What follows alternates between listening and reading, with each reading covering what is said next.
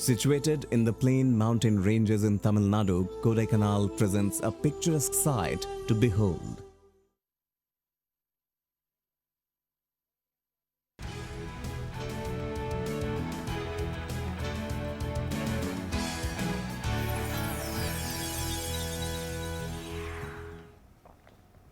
Namaskar, and reports suggest that the Financial Action Task Force has decided to keep Pakistan in the grey list. Reports also suggest that Pakistan will face stern action if it fails to check the flow of money to terror groups like the Lashkar-e-Taiba, the Jaish-e-Mohammed. The FATF in October also had decided to keep Pakistan in the grey list, if you remember, for failure to curb funds flow to terror groups like the LET and the JM.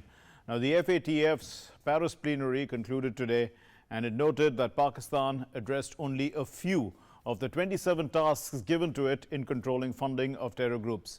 The FATF said that Pakistan has to swiftly complete its full action plan by June. All this is going to be put into context in Newsnight tonight. Let's begin with the headlines. Reports say that the FATF warns Pakistan of stern action for non-compliance. The FATF retains Pakistan in its grey list for failing to stop funding of terrorists. Pakistan is given 8 points list of action, and that has to be completed in the next 4 months. AIMIM leader Waris Pathan's controversial comments and support for slogans in favor of Pakistan at an anti-CAA rally raised political temperatures. The BJP questions his motivation, also questions silence of so-called liberals. The BJP says the opposition to the CAA is the politics of hate. Preparations are on, hectic preparations, in fact, for the visit of the US President Donald Trump. Children are preparing for a cultural program and a road show in Ahmedabad. Security has been tightened.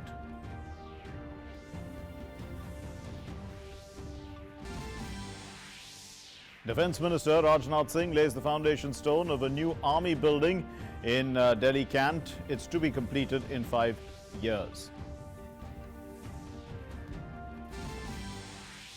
COVID-19, the death toll in China has crossed 2,200. 2 new deaths in Iran. The Union Health Minister Dr. Harshvardhan has taken stock of the situation and also preventive measures in India.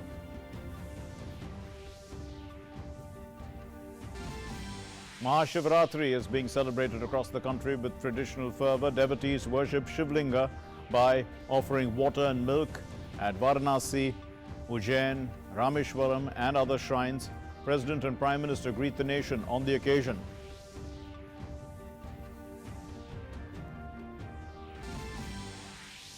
Indian Eves beat Australia in the first match of the ICC Women's T20 World Cup. India wins by 17 runs in an exciting match.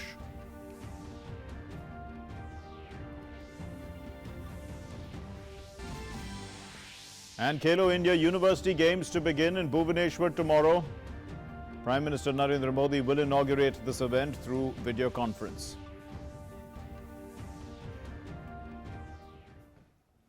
Let's begin with our top story. The agency PTI has reported, quoting a source, that the FATF decided to keep Pakistan in the grey list. The FATF also warned Pakistan that if it doesn't complete a full action plan by June, it could lead to consequences on its businesses. Here's our report. The Financial Action Task Force on Friday decided that Pakistan will remain on its grey list. The FATF is the global watchdog to counter money laundering, terrorist financing and other related threats to international financial system. FATF is an intergovernmental body. It concluded its plenary session in Paris on Friday.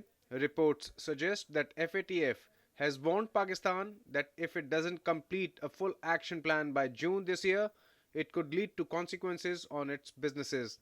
The plenary noted that Pakistan addressed only a few of the 27 tasks given to it in controlling funding to terror groups like Lashkar-e-Taiba, Jaish-e-Mohammed and Hizbul Mujahideen, which are responsible for a series of attacks in India. Continuation in the grey list means that Pakistan will find the going tough to get financial aid from IMF, World Bank, Asian Development Bank and European Union, aid that could help prop up its fragile economy. India has time and again asserted that the Pakistan state supports terror groups like LET, Jaish-e-Mohammed and Hizbul Mujahideen, whose prime target is India. It has urged FATF to take action against Islamabad. The grey listing of Pakistan came 3 days after a subgroup of the FATF recommended continuation of the country in it. India's strong diplomatic offensive has left Pakistan isolated. Not a single country in the West has supported Pakistan's claim of action taken to control terror financing. India has even provided materials and evidence of Pakistan's inaction to check funding to terror groups operating from its soil. Pakistan needed 12 votes to exit the grey list and move to the white list, but to prevent itself from being blacklisted, it needed the support of just 3 nations. Prior to the FATF plenary, an anti-terrorism court in Pakistan sentenced Hafiz Saeed, the mastermind of the dastardly 2008 Mumbai attacks and founder of the Lashkar-e-Taiba, to 11 years in prison in 2 terror financing cases. Pakistan had hoped to get off the grey list with this conviction. Pakistan has also informed FATF that Jaish-e-Mohammed founder Masood Azhar and his family are missing. However, intelligence reports suggest he is under a fortified security in a bomb-proof house in Pakistan's Bahawalpur. Pakistan also claimed there were only 16 UN-designated terrorists in Pakistan, of which 7 are dead. Out of the 9 who are alive, 7 had applied to the UN for exemption from financial and travel restrictions. Pakistan was placed on the grey list by the FATF in June 2018 and was given a plan of action to complete by October 2019 or face the risk of being put on the blacklist. In the last FATF meeting, Pakistan got support of Malaysia and Turkey, besides FATF current chair China. FATF has 39 members, including 2 regional organizations, the European Commission and the Gulf Cooperation Council. India is a member of the FATF consultations and its Asia-Pacific group. Newsnight Desk, DD India. And as our report said, that Pakistan had been warned in October 2019 as well to comply with the FATF directive, and they were supposed to do so by February. And it was asked then to look at a few important points. First of them was to properly understand what terror financing risks were and to supervise the risk on a risk-sensitive basis. So check the risks and supervise based on those risk-sensitive basis. But Pakistan probably didn't do that. Remedial actions, sanctions, they affect the anti-money laundering and the counter financial of terrorism. They basically affect the institutional compliance also. This is something that the Pakistani state needed to understand, that institutions were also being compromised and they needed to check that. In October, they were asked to also look at action against illegal money or value transfer services, MVTS, that money that just comes in, couriers in fact, and identifying cash couriers and enforcing controls. That's what they were asked to do. Interagency coordination between the provincial, federal authorities. So there was a problem between the provinces and the federal government in Pakistan. The FATF had asked them to check that and look at it. These were all the loopholes. Law enforcement investigates the widest range of terror financing activity. That's what they wanted them to do, that the law enforcement must look at the widest range, not just, pick up a few people and say they are doing their job. Prosecutions must target the designated persons and entities. They are UN designated terrorists. They should be targeted. The prosecution should be active. The terror financing prosecution should be effective. They should be proportionate, and they should dissuade. The sanctions that are given on them should be dissuasive. That means they should not allow them to come back into the realm. They should enhance the capacity of the prosecutors and the judiciary. There was a feeling perhaps that, the judiciary and those who were involved with the prosecution were a little weak. The state needed to enhance that. Otherwise, you're not going to get through with this, because terror financing is quite rampant. It's quite deep-rooted. Effective implementation of targeted financial sanctions. So they wanted them to implement the targeted financial sanctions on the designated groups. The designated terrorists, Hafiz Saeed, Masood Azhar, as you can see them at the top of your board. Legal obligations against all 1267 and 1373 designated terrorists. These are UN sanctions, Security Council sanctions. All of these are, there are designated terrorists and they wanted action against them. preventing raising and moving of funds, identifying and freezing of assets of all these designated people. All this had to be done by Pakistan. It didn't do enough to be off the grey list. Prohibiting access to funds and financial services. So all these, you know, I mean, these are basically to the designated people. They should not have been able to get any funds. Also, the role of the state. This is important. Administrative and criminal penalties against supporters of the terror financing schemes. So that basically even members of the state who are involved should be criminally prosecuted. Is that going to happen? Doubt it. A designated person deprived of resources and usage of resources. So the designated person has to be deprived completely of all resources. They urged Pakistan to swiftly complete the full action plan by February of 2020. So that basically was the full action plan, which Pakistan did not take up, and we can see that otherwise FATF will take action. That's what they said they would do in February. They will take action. And what was the kind of action? Financial institutions will be wary of doing business relations with transactions with Pakistan. All financial institutions of the world, not only IMF, World Bank, EU, all financial institutions, well, according to FATF, would be wary of doing business with Pakistan. That's a serious concern. So now we're going to take a short break and we'll put this into context with our guests in the studio. Stay with us.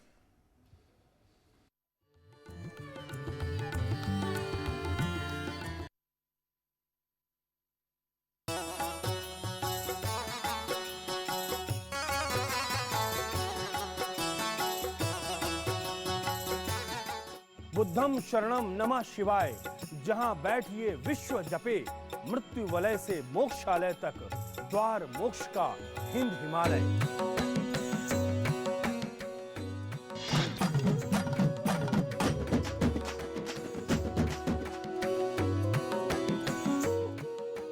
एक भारत श्रेष्ठ भारत अग्रसर है भारत की संस्कृतियों में सामंजस्य स्थापित करने की राह पर। एक भारत श्रेष्ठ भारत देखिए हमारे साथ लगातार 29 फरवरी तक सिर्फ और सिर्फ डीडी न्यूज पर। And so that brings us to In Focus tonight, and this is it. What we are focusing on is FATF's stern warning to Pakistan. FATF's stern warning to Pakistan. To discuss this, we have with us in the studio Kamaraga, expert foreign and strategic affairs, and Pinakaranjan Chakrabarti is former Secretary of Economic Relations at the Ministry of External Affairs. Thank you very much, gentlemen, for being with us. Mr. Kamaraga, how would you look at, these are basically based on sources that Pakistan would have to be kept on the grey list. But there was, I went through what Pakistan was expected to do in October, and probably hasn't done half of that, isn't it? So there was no chance of it actually getting off the grey list. No, I believe, Pakistan won't be able to finish these tasks assigned to it by FATF. Yes. These are very difficult things. Pakistan would remain either in the grey list. In case if it comes out of the grey list, then it will go to the black list. The reason is, these militant groups are very powerful. An army has no will to implement these policies or to roll back jihad. So this will continue for a long period. Pakistan major problem is facing at the moment, Yes. economic problem and other problems, the political problem it is facing, mainly the economic crisis, and the process of Islamization is started by Ziaul Haq has reached its peak. The Pakistani military establishment is no longer secular. It is Islamized quite a lot, because we have seen in the past, when General Pervez Musharraf sent forces inside the Lal Masjid and killed number of militants over there. After that, what has happened? He was attacked by the people, by number of times, 2 or 3 attacks took place. Assassination attempts were made against him, and most of them were army personnel were involved. So the Pakistani army itself is Islamized. Sure. And Mr. Chakrabarti, Ambassador Chakrabarti, it looks like Pakistan trapped. is strapped in a sense. I mean, there is too much that has to be done. It's It's probably, I mean, does it have the political will to do it is one question. Does it have the wherewithal at all to do it is another question. Whether the courts can do it, whether the army can do it, what do you think? Well, if we use the word trap, then I think the trap has been of their own making, in the sense that nobody else laid the trap except for themselves. Right. And this is what happens when you allow a culture of jihadism or terrorism or whatever you call it, whatever you want to call it, and then you want to conduct state policy through terrorism. And this is what Pakistan has done and is now paying a price for it. Unfortunate, but that is the path they have chosen. Hence, so the blowback is coming, and clearly the blowback is coming from the international community, because FATF is an international organization. That's right. After all, we have been crying about Pakistani terrorism for a very long time, but now the whole world realizes that Pakistan has become. It had a list of, I think, I don't know how many UN designated terrorists, out of which I think some have been killed, but the rest are roaming free. They can't do anything about it. Now, why can't they do anything about it? That's the most interesting question.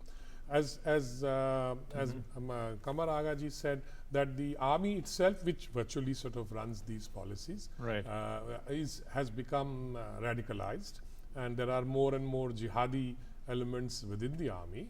And secondly, they feel it is a useful thing for them to pursue their goals vis-a-vis India, and particularly in Jammu and Kashmir. Yes. So hence, this is a weapon or a tool, or illegal, of course, by international law, but they will find it difficult to sort of relinquish. Sure. Moreover, how do you imprison somebody or punish somebody whom you have yourself encouraged, nurtured, funded, and given weapons to conduct these terrorist activities?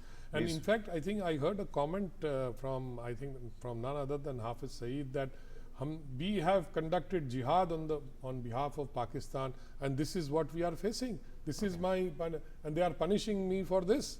So I think they themselves are now saying, why did I do this? I mean, why am I being punished for something that the state itself wanted me to do? I mean, there can be no other sort of. So Kamaraga, Pakistan is certainly isolated, and the international community realizes that Pakistan cannot,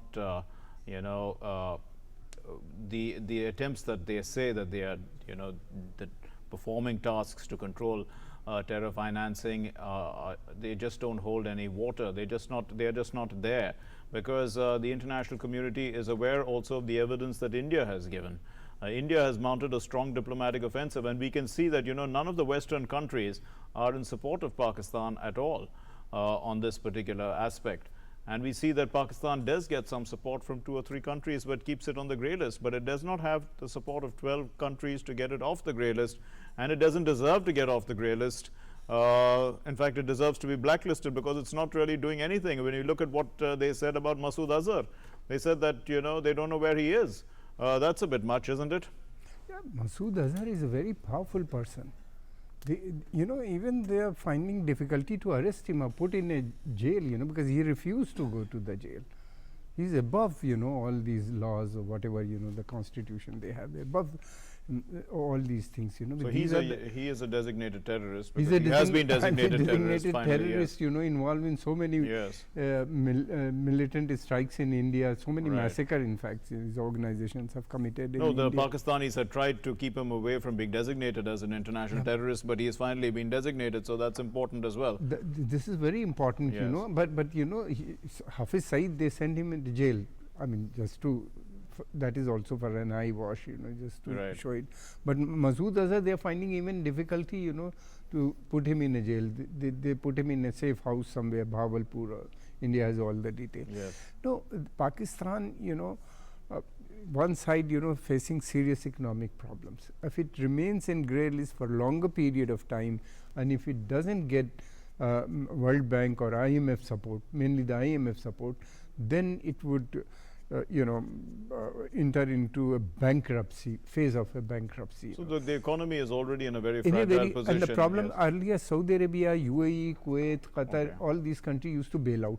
Now Saudi Arabia, UAE, they are engaged in a war with Yemen and facing serious economic difficulties in their own respective countries because oil prices are also very low. Right. So they are facing deficit financing. They are using their sovereign funds. So therefore, but, they are totally dependent on IMF. Mr. Chakrabarti, it looks like China believes that Pakistan has taken some action, and China continues to be the chair of the FATF currently. But I mean, if one looks at this, there are rules at play, and if 3 countries support Pakistan, it remains on the grey list. It cannot be blacklisted, even if it hasn't done very much. So according to these reports, because the official reports have not come out, but according to sources based on they believe that Pakistan has not done enough. I mean, last time in October they had only fulfilled 5 tasks out of 27. Here they may have fulfilled another 5 out of the rest of the 27. So really there is no case for Pakistan to move anywhere up the list. I don't think China, given its full sort of cooperation with Pakistan and its intention to help Pakistan, can really do anything in the FATF because the evidence against Pakistan is so overwhelming. And in any case, there's no one country that can decide. So it is a multilateral organization. So decision is taken by those numbers that you just said. Yes, there are 39 members.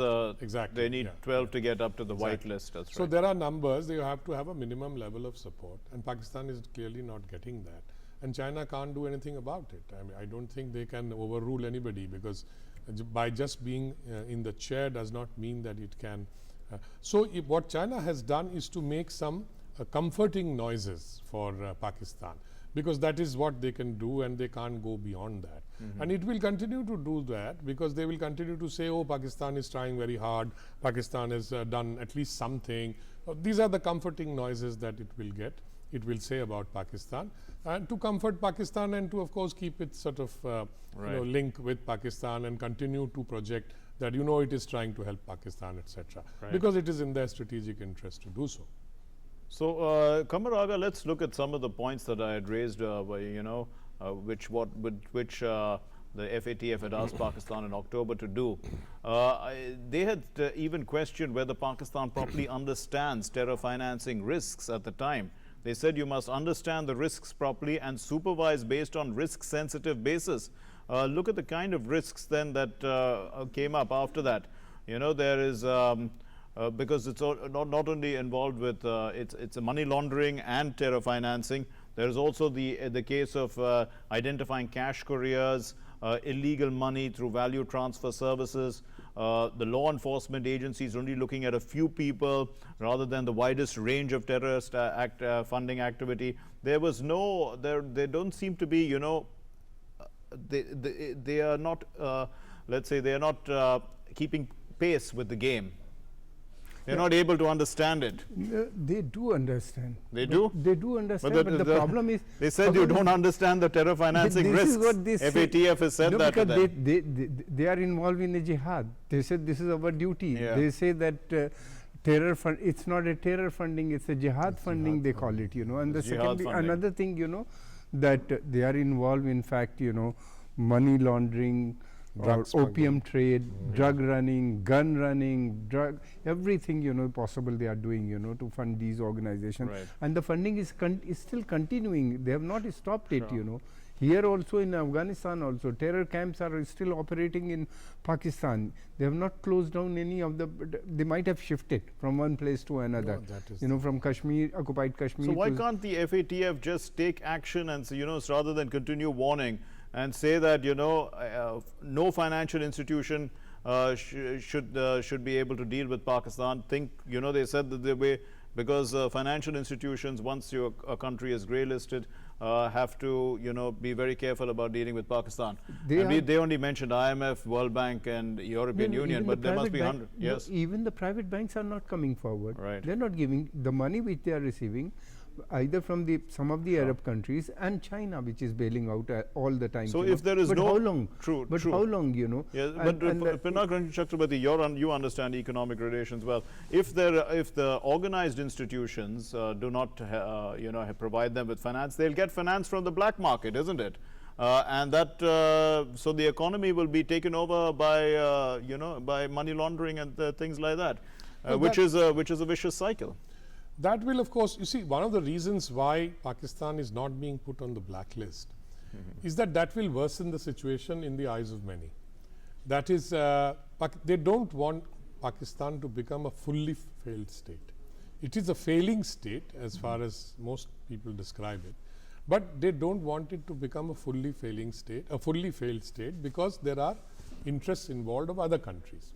China certainly has an interest, so does the USA, in fact, yes, because it needs the help of Pakistan to bring the Taliban to the talks, which it did, and to that extent it got a reprieve, because that's why America supported the funding from the IMF. So these are some of the trade-offs that nations are doing in terms of Pakistan, but it is being kept on a drip, so to speak, that because so that the pressure is maintained. And as long as it is in the grey list, the pressure is more. Does the integrity of the FATF get affected by this? You know, because if Pakistan is indefinitely on the grey list with several warnings that you will be put on the blacklist, but that doesn't seem to be happening. You know, one can question how long can a country stay on the grey list? Well, ultimately the FATF also operates ultimately on a certain political perspective, although that is largely on evidence and technical requirements. But there is a political, obviously a background motive to each country which is voting there, or which country, and I would take the example of the US. The US does not want the Pakistan to become a fully failed state, because it needs Pakistan for its exit from Afghanistan. It has applied a lot of pressure on terrorism. It has stopped military funding. It has stopped a lot of aid, etc. But that is to put pressure so that Pakistan does what America wants it to do. Right. A final word from you, Kamaraga. 4 months Pakistan has to complete its full action plan. It was given 4 months in October till February. That didn't happen. So now what do you think? I don't think they'll implement in 4 months. Okay. It's not possible, you know, because of a number of reasons. You know, we have as far as Americans are concerned, you know, they are still hoping, but I don't think they will be able to deliver peace in Afghanistan. Afghanistan, you know, one set of people are negotiating with Taliban, negotiating with Pakistan, with the Americans. Other set of people, you know, you see they are bombing or killing American soldiers or American personnel in Afghanistan. So the situation looks, the scenario is unlikely that Pakistan will be able to complete its full plan by June of this year. We leave it there. Thank you very much, gentlemen, for joining us here on News Night. Moving on to our next story then. The hectic preparations, they are definitely on for the visit of the US President Donald Trump to India. Children have been rehearsing for a cultural program. There's also a big road show planned in Ahmedabad. Security is being tightened all across. And since 2017, in fact, India and the United States have been engaged in a 2+2 dialogue which strengthens defense and strategic ties. Let's look at this report. US President Donald Trump is visiting India on the 24th and 25th of this month. Trump's historic visit to India is being considered as a milestone in terms of the strengthening of bilateral relations between both countries. In 2017, during Prime Minister Narendra Modi's visit to the United States, India agreed on a 2+2 dialogue annually to further strengthen defense cooperation between the two nations. The COM-CASA agreement was signed during the first 2+2 talks between India and the US. Under this, the Indian Army will get essential encrypted security technologies from the US. COM-CASA stands for Communications Compatibility and Security Agreement and is one of the 4 key agreements that the US signs with allies and close partners to facilitate interoperability between militaries and sale of high-end technology. This agreement is essential and facilitates access to advanced defense systems and enables India to optimally utilize its existing US origin platforms. This is a major player ensuring mutual cooperation between the armed forces of the two countries. It was during the second 2+2 talks in 2019 that the Industrial Security Annex or ISA was signed, ending a major block in the way of manufacturing state-of-the-art defense equipment in India for US private sector defense companies. Defense deals will definitely be on the table, including perhaps for helicopters, and there's talk because the US has sent to the Congress the notification for authorization of sale of integrated air defense systems, that might also be under discussion. So this area, the defense relationship, certainly I think we are going to see something. Signing of the Industrial Security Annex between India and the US will deepen industrial collaboration, enable expansion of more advanced technology and information to India, and help make it part of global supply chain in the defense sector. This agreement guarantees to protect the interests of American defense companies investing in India. This agreement allows the US government and US companies to share confidential information with the Indian private sector, which has so far been limited to the Government of India and defense sector PSUs. Indian industry needs more investment in defense manufacturing sector, so ISA is especially important for India. In 2019, the Indian Air Force inducted the Chinook heavy lift and Apache attack helicopters manufactured by American company Boeing in its fleet. India is preparing to finalize defense deals worth about $10 million in the years to come under US Foreign Military Sales Program. India intends to expand its fleet of P-8I maritime reconnaissance aircraft, buy 24 MH-60 Romeo helicopters for Indian Navy, and seal a deal for the National Advanced Surface-to-Air Missile System 2 for Missile Shield over Delhi of approximately $1 billion. Since 2007, India has signed defense deals with the US for about $17 billion, and with this, the two countries have expanded their strategic partnership in many arenas. With inputs from Sudhir Yadav, News Night Desk, DD India. Yes, one of the main focal points of the US President Donald Trump's visit to India is going to be strengthening of trade relations between the two countries. India and the US are expected to make new deals in areas of energy and IPR. But India is going to make all efforts to make the United States' GPS system applicable to India once again. The bonding between US President Donald Trump and Prime Minister Narendra Modi is reflected in trade interests in both the countries. Both countries will be discussing new trade deals with mutual understanding and cooperation. The bilateral India-US trade in goods and services is about 3% of the US's worldwide trade. On one hand, where India expects cooperation in capital and technology from the United States, on the other hand, the United States needs market access for its companies in India.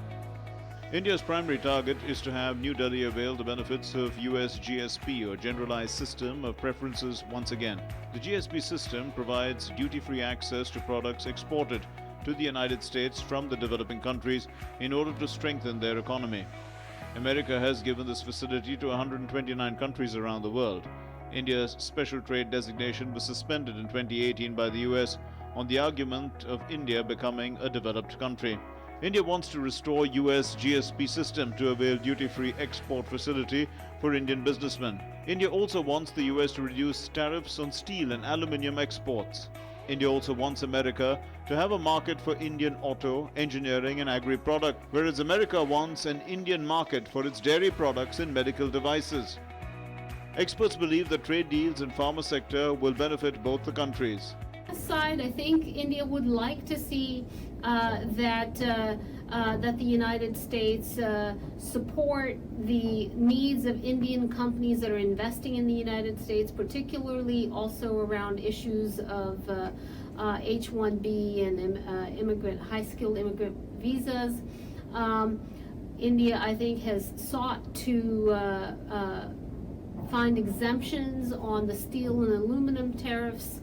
And India also, of course, would like to see a restoration of GSP preferences from the United States. So there are things that both sides can do to support and facilitate a more robust trade relationship.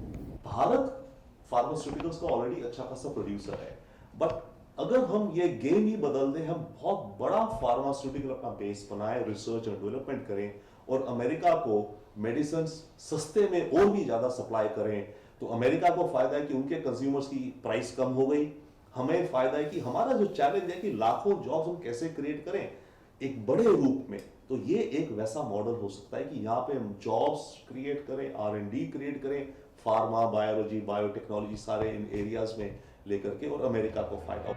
In the year 2018-19, India's total export to the United States was worth $52.4 billion US dollars, whereas its total import was $35.5 billion US dollars. Trade deficit reduced from $21.3 billion US dollars in 2017-18 to $16.9 billion in the year 2018-19. India received FDI of $3.13 billion US dollars from America in 2018-19, and strengthening the environment of investment between the two countries is an important trade value of both India and the US. Ajay Mishra's report, DD News, DD India. And yes, hectic preparations are on in Ahmedabad for the US President Donald Trump's visit, and many school children are giving finishing touches to the preparations to welcome the US President. Meghna Dev reports. Dance, music, acrobatics and patriotic fervor will be at its peak when President Donald Trump and Prime Minister Narendra Modi will come here in Ahmedabad and will witness the Grand Indian Cultural Roadshow. And enthusiasm and excitement is all in these students and these children who will be performing for President Donald Trump and Prime Minister Narendra Modi on 24th of Feb. So let me talk to a few of them. How much of excitement do you have, enthusiasm, that you will be performing for the both world leaders? I am very much happy that American President Donald Trump is going to visit on 24 on the occasion of the opening of the Motera Stadium. And my message to Donald Trump is that only be vegetarian, do pranayam and yoga daily, and live healthy life. It's my message to Donald Trump, and I am so much excited. So Meet will also be performing yoga when there will be the road show which will be happening. Meet, what message do you want to give out when you will be performing yoga on stage on that road show?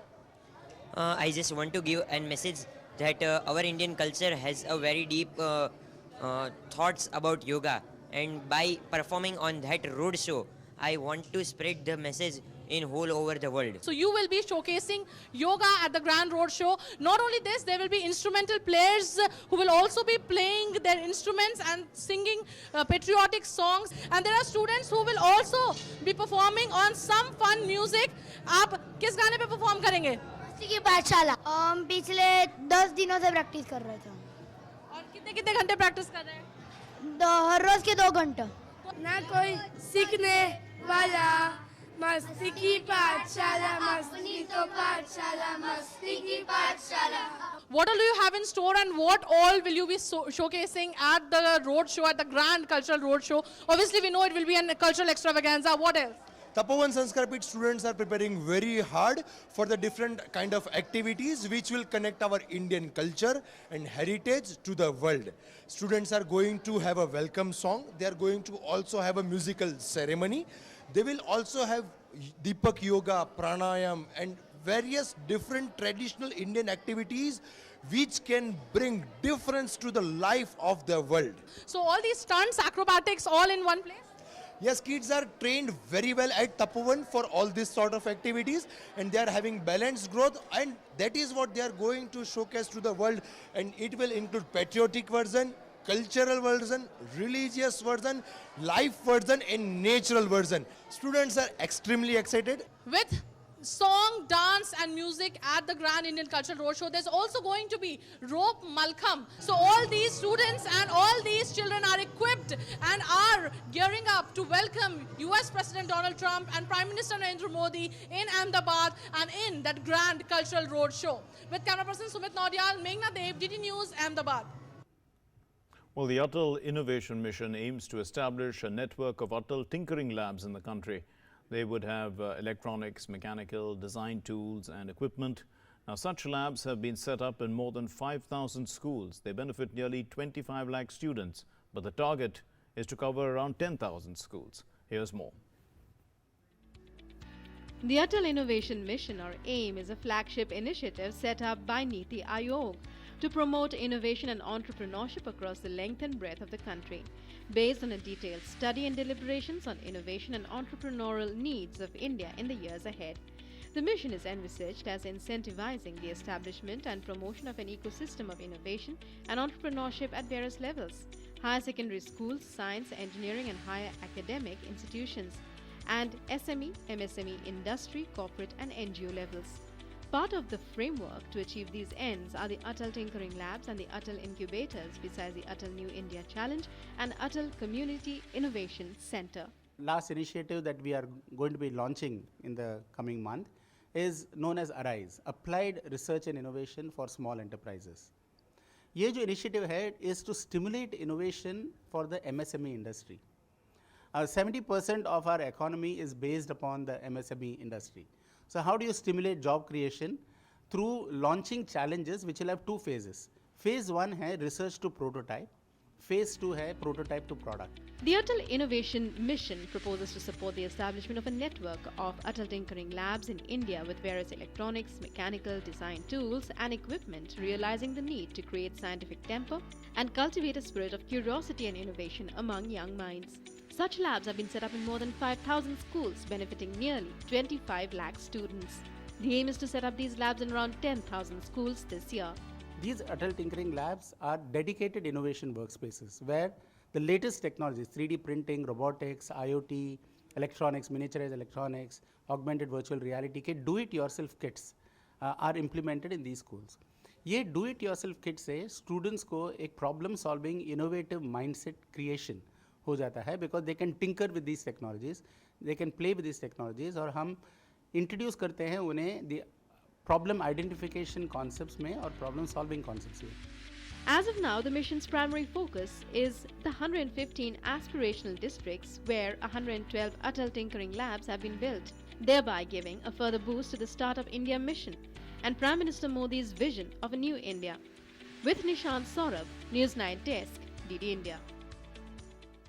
International Mother Tongue Day is being observed today. It promotes linguistic and cultural diversity and multilingualism. Now, the theme this year is Language Without Borders. Here's more. The spoken language, a most powerful medium of expression, and the mother tongue is the most empowered medium of all. As the first language one learns at birth, it is the mother tongue that connects an individual to the community and the nation and gives one a unique cultural identity. International Mother Language Day, IMLD, is a worldwide annual observance held on the 21st of February to promote awareness of linguistic and cultural diversity and to promote multilingualism. First announced by UNESCO on the 17th of November 1999, Mother Language Day is part of a broader initiative to promote the preservation and protection of all languages used by peoples of the world. The theme this year is Language Without Borders. আমি ভাৰতৰ লোকসমূহে ভাৰতক এখন সাৰ্বভৌম সমাজবাদী ধৰ্মনিৰপেক্ষ লোকতান্ত্ৰিক গণৰাজ্য ৰূপে গঠন কৰিবলৈ तमे भारतीय लोगों भारतीय खड़े सर्वसाफसी स्वभाववाही किसान कृषिक लोकतंत्र सभ्रास्तिक तरीके संस्थापित करानो भारत के लोग भारत को एक संपूर्ण प्रभुत्व संपन्न समाजवादी पंथनिरपेक्ष लोकतंत्रात्मक गणराज्य बनाने के लिए तथा उसके सभी नागरिकों को सामाजिक आर्थिक और राजनीतिक न्याय विचार अभिव्यक्ति विश्वास धर्म और उपासना की स्वतंत्रता प्रतिष्ठा और अवसर की समता प्राप्त कराने के लिए इस संविधान सभा में आज तारीख 26 नवंबर 1949 ईस्वी मिति मार्गशीर्ष शुक्ला सप्तमी संवत 2006 विक्रमी को एदत द्वारा इस संविधान को अंगीकृत अधिनियमित और आत्मर्पित करते हैं. अस हिंदुस्तान के लुको छु वाद कोरमुत जि अस बनाओ हिंदुस्तान सियासी समाजी तो सेक्युलर एतबार अख खुद मुख्तार मुल्क तो बे बनाओ सारनी रोजन वालन खतर महफूज जाय युत योत न बल्कि लुकन समाजी सियासी तो इक्तिसादी इंसाफ. According to the United Nations, there are 6,900 spoken languages. 90% of a majority of these languages are spoken by less than 1 lakh. Among most spoken languages are Japanese, English, Russian, Bengali, Portuguese, Arabic, Punjabi, Mandarin, Hindi and Spanish. Figures show that Hindi ranks fourth among most spoken languages in the world. In India itself, there are 1,365 mother tongues. Protecting and preserving the mother tongue is our national responsibility. In a country where it is said the dialect changes every few miles, the importance of the mother tongue can never be overlooked. The Indian Constitution enumerates 22 regional languages, and the government is actively working to preserve and promote all the mother tongues spoken within the country's borders. News Night Desk, DD India. The AIMIM leader, Waris Pathan, has stirred a hornet's nest with some controversial comments and support for slogans in favor of Pakistan at an anti-CA rally. The BJP has hit out at the opposition leader and has also questioned the silence of so-called liberals in the matter. The BJP has pointed out that the anti-CAA rallies are promoting hate politics.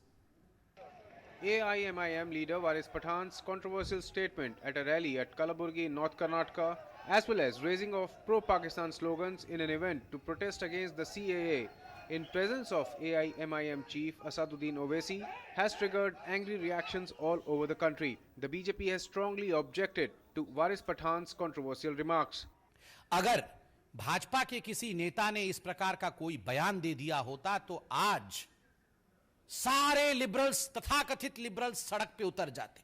ये सारे जो Lutyens zone के जो liberals हैं, ये सारे सड़क पर उतरकर पूरे देश में कोहराम मचा देते। एक भी आज नहीं उतर रहा है, एक भी सवाल नहीं पूछ रहा है, कहां है?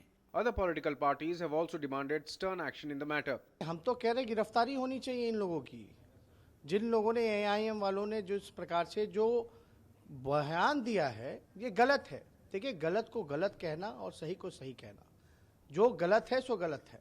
BJP also adopted a tough stand against the lady who raised pro-Pakistan slogans in a rally in Bengaluru in presence of AIMIM leaders. ये जो पाकिस्तान जिंदाबाद धड़ल्ले से बोला गया ओवैसी के मंच पर, एक बात स्पष्ट होता है कि कहीं ना कहीं कुछ लोगों के मन में खोट जरूर है और वो मुसलमानों को एक कैनन फॉडर के रूप में उनको बरगलाकर, उनके सामने झूठ परोसकर, उनको झूठ बोलकर CAA के प्रोटेस्ट के नाम पर जिस प्रकार की वार्तालाप कर रहे हैं, जिस प्रकार का एक षड्यंत्र रच रहे हैं, वो आज हम सब देख रहे हैं। In a rally organized to oppose CAA, the lady raised pro-Pakistan slogans 3 times. Karnataka's Chief Minister B.S. Yediyurappa said that the lady, Amulya Leona, has had connections with the Naxals in the past. A case of sedition has been registered against Amulya in this connection. With inputs from Rajesh Raj in New Delhi, News Night Desk, DD India. And the Chief Minister of Maharashtra, Uddhav Thackeray, as well as Minister in the government of Maharashtra, Aditya Thackeray, called on Prime Minister Narendra Modi in New Delhi today. This is Uddhav Thackeray's first meeting with the Prime Minister since taking over as the Chief Minister of Maharashtra.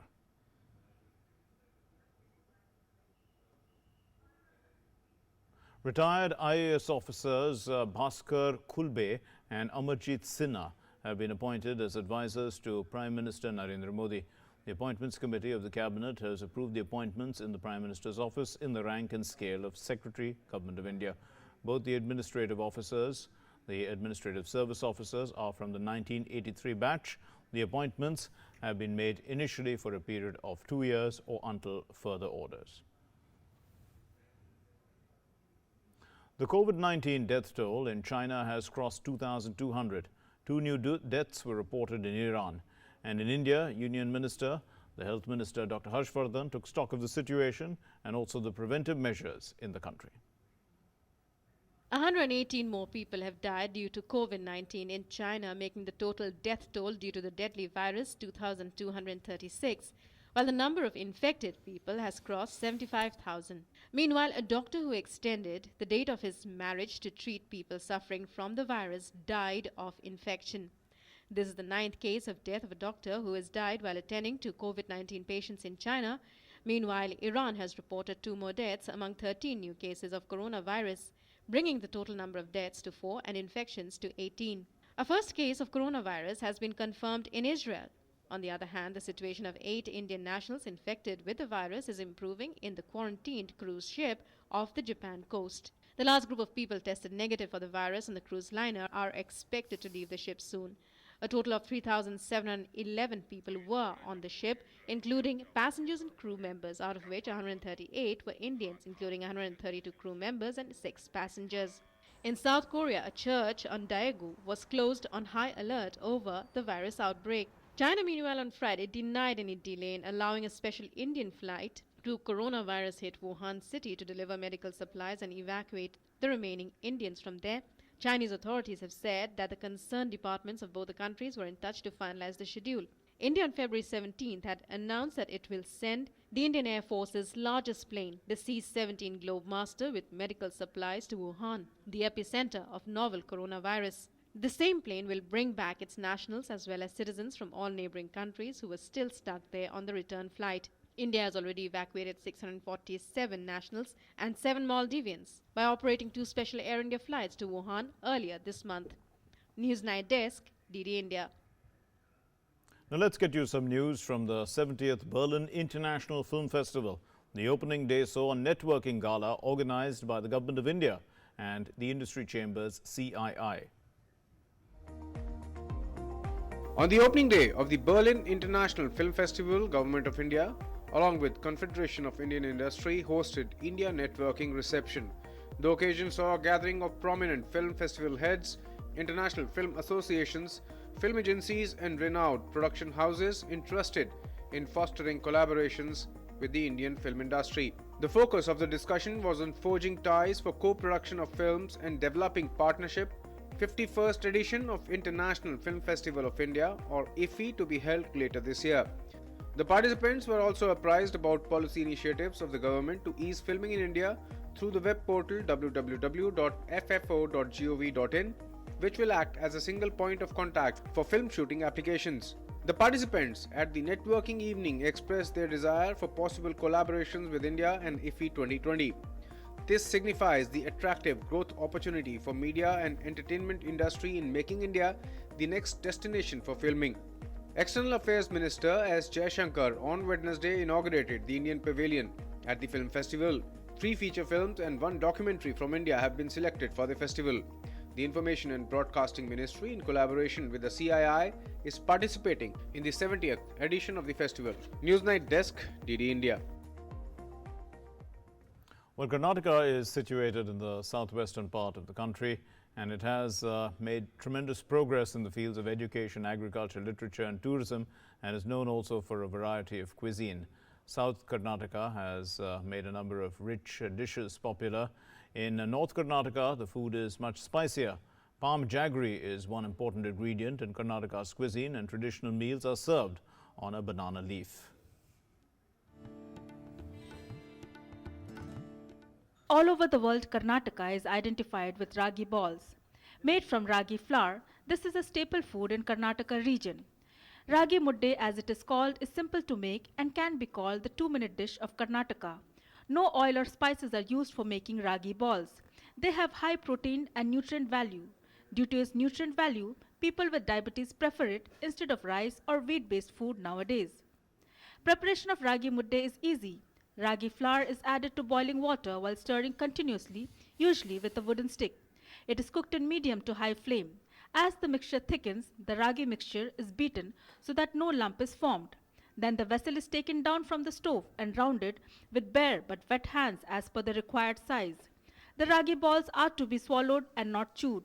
It is swallowed after dipping in sambar, saru or chutney. Ragi mudde can also be eaten with buttermilk. Ragi mudde, basaru is popular combination among the farming communities in Karnataka. रागी मुद्दी है वो काफ़ी healthy होता है और ये जिनके BP की problem है, जिन प्रोटीन की कमी है, तो वो सब इस चीज़ को ट्राई कर सकते हैं। ये काफ़ी हेल्दी होता है, इसमें बिल्कुल भी ऑयल का यूज़ नहीं होता है। ये यहाँ का जो हेल्दी डाइट है, जो हेल्थ पर्पस में भी जो फ़ायदा करता है, वो रागी के नाम से जाना जाता है। रागी की डिश जो है, रागी का मुद्दा बनता है, रागी की और भी जो डिशेस बनती हैं, वो हेल्थ ऑफ दृष्टिकोण से बहुत फ़ायदे की रहती है, जो कि डायबिटिक पेशेंट के लिए बहुत शुगर कंट्रोल करती है, हार्ट पेशेंट के लिए कोलेस्ट्रॉल कम करती है। हेल्दी डाइट्स के रूप में ये मुद्दा रागी का जो है खाया जाता है। Another food item which has geographical tag is Madur Vada. Madur is the place in Mandya district in the state. The vada, which is popularly called Madur vada, is supposedly originated here, but it is a very popular snack for the tea time. As with ragi balls, Madur vada is also very easy to make. While ragi mudde is eaten as lunch and dinner, Madur vada is crunchy snack munched during tea time or as a side dish.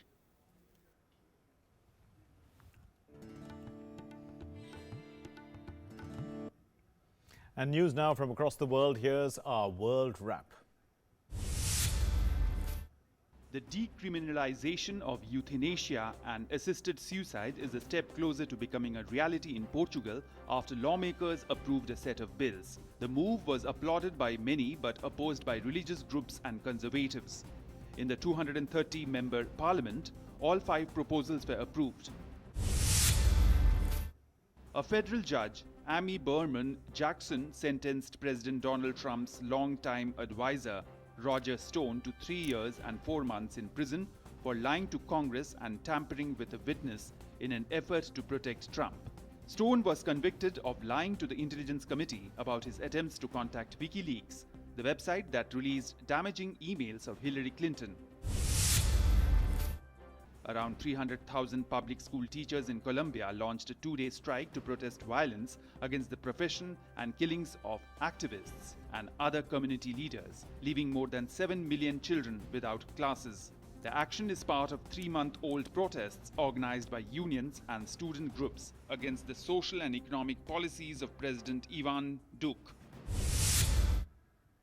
Some sports news now. Wrist spinner Poonam Yadav returned with a 4-wicket haul as India outwitted Australia by 17 runs in the opening match to make a resounding start to the Women's T20 World Cup in Sydney. Put into bat, India posted a below-par score of 132 for 4 in the stipulated 20 overs, riding on Shafali Verma's 15-ball 29 and an unbeaten 46 from 49 balls by Deepthi Sharma. However, the visitors then returned to bowl out the hosts for 111, for 115 in 19.5 overs.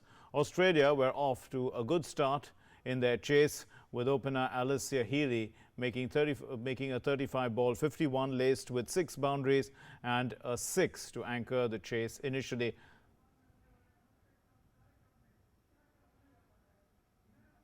Moving on to our next story, the first ever Khelo India University Games will take off in Odisha with a mega launch event at the Jawaharlal Nehru Indoor Stadium in Cuttack on February 22. The Prime Minister will be launching the program via a video conference. Prime Minister Narendra Modi will inaugurate the opening ceremony of the first ever Khelo India University Games by a video conference on Saturday. Odisha will host the prestigious event from the 22nd of February to the 1st of March 2020 in Bhubaneswar. The Khelo India University Games are being launched by the Government of India in association with the Government of the state of Odisha. This is the largest ever competition held at a university level in India and will have about 3,500 athletes from over 150 universities across the country vying for top honours in 17 different disciplines. The Khelo India program, a brainchild of Prime Minister, was introduced to revive the sporting culture in India at the grassroots level by building a strong framework for all sports played in the country and to establish India as a great sporting nation. Athletes are looking at Khelo India University Games to make a mark not only for their institutions and themselves, but also to catch the eye of talent scouts. The attempt is to make the Khelo India University Games an aspirational competition for India's youngsters with twin objectives of helping them find the balance between sport and education. Sports Desk, DD India. And the festival of Maha Shivratri is being celebrated with great enthusiasm across the country today. On this day, devotees worship Lord Shiva. They observe a fast and perform various religious activities. According to the Hindu calendar, the festival is celebrated in the Falgun and Shravan months. It is believed that Goddess Parvati and Lord Shiva were married on this day. President Rajnath Kovind, Prime Minister Narendra Modi have greeted people on the occasion of Maha Shivratri. In Karnataka, a 25-foot tall Shivling at Brahma Kumari's in Kalaburgi has been decorated with around 3,000 kgs of pigeon peas. Devotees also lined up to offer prayers to Lord Shiva at the Kashi Vishwanath temple in Varanasi on the occasion of Maha Shivratri. In Jammu and Kashmir, devotees lined up to offer prayers at the Shankaracharya Ji temple in Srinagar on the occasion of Maha Shivratri.